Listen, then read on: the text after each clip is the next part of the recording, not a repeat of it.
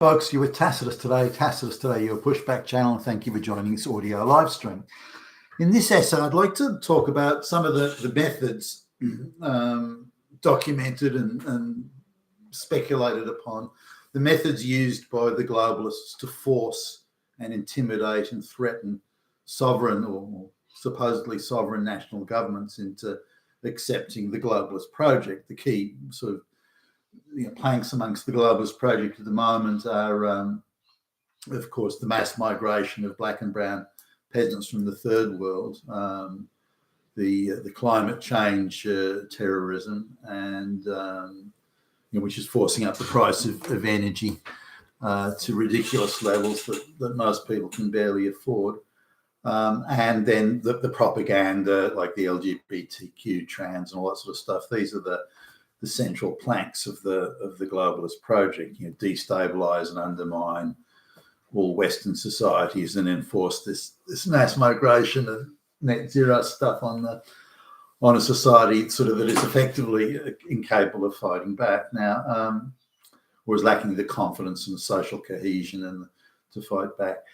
Now, it's interesting just looking at say, the European Union. Now, the European Union, which is a globalist, globalist institution to its bootlaces, it's forcing mass migration on the unwilling states of Eastern Europe. Now, the Eastern Europeans haven't long been out of the clutch of the Soviet communists, and so they don't want to go back and just exchange one ideological totalitarian master for another, and they quite understandably want to enjoy their brief time of independence and to actually represent the will of the people, which is by the way what democracy is supposed to be. The people vote to decide on their government now, and the policies that government will pursue. So, but the EU, which is again super globalist, they want to enforce the globalization project, and they're quite brutal about it, and they're enforcing it with using all sorts of threats and bribes and so on to achieve it. Now, the holdouts in Eastern Europe are countries like Poland and Hungary and so on. Now, given how long those countries in Eastern Europe were under the Soviet yoke and how they were already minimally developed countries anyway, these sort of lower middle range type countries or economies. The European Union is giving these countries money in order to equalise the economies of Europe, and whether that money is spent wisely, I don't know. The European Union has an idea that equalising the economies isn't to build roads and bridges and to develop infrastructure, but rather to spend money on pushing LGBTQ in schools and bringing illegal aliens in from the third world by the truckload and spending money on them and so on. So I don't know how productive the pursuits are supposed to be. Putting black lesbians in the courts as judges, and so they want money spent on social engineering programs rather than activities that provide an economic net benefit to the people of Poland or Hungary or elsewhere. So because the EU is giving these countries money, they have a lot of leverage over them. They can say, okay, well, you better do what we want or we'll stop giving you money. So suck on that. Now, the amount of money sometimes is quite substantial, and Poland gets a decent lick, as indeed does Hungary. So what the EU says is, well, look, we want you to take, for example, 100,000 black lesbians from the third world, and you don't get a choice in this. We're not going to debate it with you. We're not going to discuss it. You will do it. You are ordered to do it by the globalist on high. You will do this. 100,000 black lesbians from the third world. Now, the Polish government said, well, hold on a minute. I mean, they're illiterate. They've got no skills. They've got nothing. They're of no use to our economy. They're not going to fit in to the society. They don't speak Polish. They don't care, says the globalist. I don't give a fuck. Do what the fuck you're told. And that's how it's going to be. That is the globalist project. And if you don't do it, we're going to fine you $20,000 a day, or maybe euros, $20,000 a day for each illegal alien that you reject, each black lesbian that you, third world black, each one you reject, you would be fined $20,000 a day. So suck on that, mother. You can now. It wouldn't be. You know, I don't know how these conversations are couched, given that they're giving money to Poland, and so they're just deducting money from the handout they give to Poland. So it's not a fine in a net sense, but nonetheless, you know, it's but it's a threat, and now there's nothing that I can see, or no one's been able to explain to me that's actually in the EU Charter that permits them to do that. So this is completely arbitrary. They're just making up the rules as they go along, or they're conflating refusal to take these people with some other misdemeanor and then saying, well, that's the reason. And so they're really making it up as they go. Well, not really, they are making it up as they go on. It is deliberately designed to threaten and intimidate a sovereign government. So you have to do what we, the globalists, want, or buddy, you're screwed. Now, the Polish government isn't taking, and the Hungarian government too, isn't taking kindly to this. So that's all right then. Well, what we might do is we might hold a referendum and people can decide. Now, that is within the EU sort of rules, if you like, that a nation can do that. But the EU don't want that. They know what the outcome's going to be. The Polish people aren't going to vote for mass migration of, you know, illiterate black peasants. They know that the referendum will say no to the mass migration. And so the EU is now outraged by, you're going to ask the people, you're going to actually go to the people in a democratic state and ask the people's permission to do things. Well, that means that you're Hitler. And so they're going to be hit with a barrage of propaganda and all sorts of other coercions and inducements and threats and intimidations and so on. Now, there's an interesting argument that's being pushed that well, the Polish people have no problem, or Poland has no problem with taking in Ukrainians. And I think there's something that there's somewhere in the region of 1 million Ukrainians that are living in the Ukrainian-Polish border, and you know, like in refugee type camps. And so it's not like Poland isn't sort of helping out or anything. And the money some of the money that the EU hand over is going to look after the folks in these refugee camps. Now, the argument, the propaganda arguments used is, well, there you go. You see, that proves the Poles are Nazis, the government's Nazis, because they take in the white Ukrainians, but they refuse the black lesbians from Africa. Yeah, you see, Hitler. But it's not quite that way. If we look at the international agreements and so on around refugees, Ukraine borders Poland directly. Poland has a direct border with Ukraine. So if Ukrainians go to the nearest safe country that they can get to, then they would go to Poland. The black lesbians from Central Africa are having to travel through 15, 16, 17 different countries to get to Poland.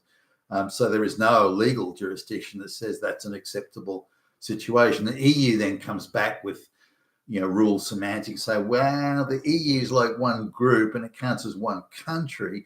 So the black people who came from North Africa to Spain or Italy or something like that, then they've really only moved one to one country, given that the EU is considered to be a total sort of polity on its own.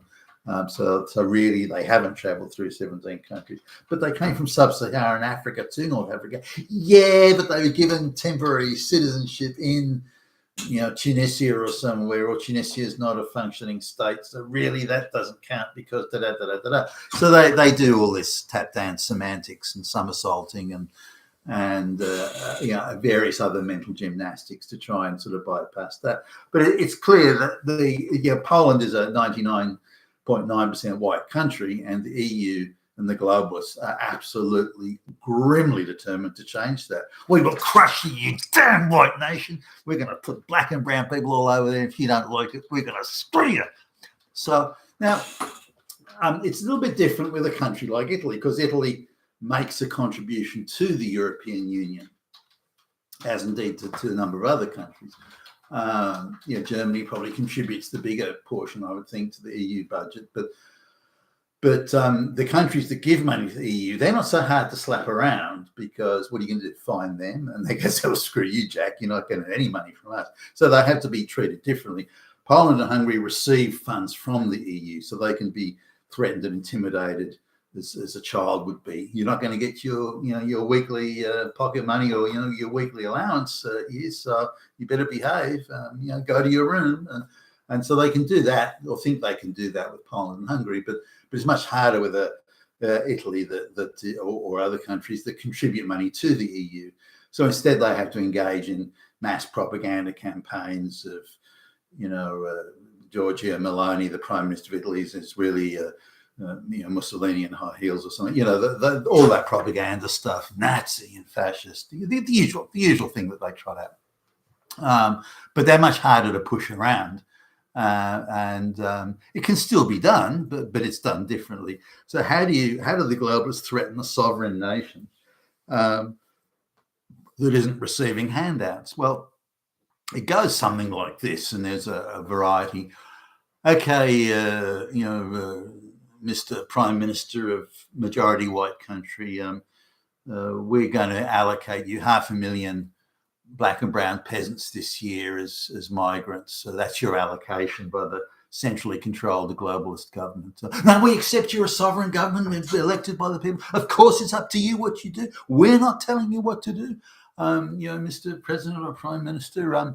But look, when you go and sell your government bonds, to raise money to fund your government opera, when you're going to sell your government bonds on the international bond market, you probably find that the big firms like the BlackRocks and the Vanguards, and other big money managers and so on, they're just not going to, they're going to recommend to their clients not to buy your bonds. There's some concerns there. I don't want to, elaborate or go into the detail what they are, but I don't think you'll be able to sell any of your bonds in the international bond market. So, I mean, how do you think you're going to fund your government operations? If you can't sell your bonds on the international money market, it'd be a bit of a problem, wouldn't it?